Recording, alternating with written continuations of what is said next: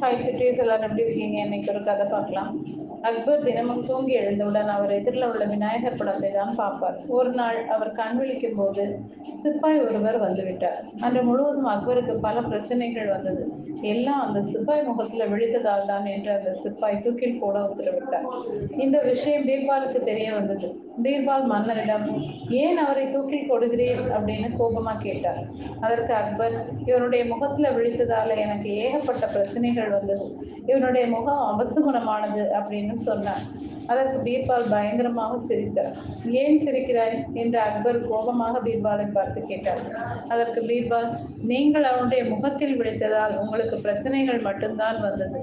ஆனால் அவன் உங்கள் முகத்தில் விழித்ததால் அவனுக்கு உயிரே போக போகிறது. அப்ப யாருடைய முகம் அபசகுணமானது அப்படின்னு நினைச்சு சிரிச்சேன்னு சொன்னார்.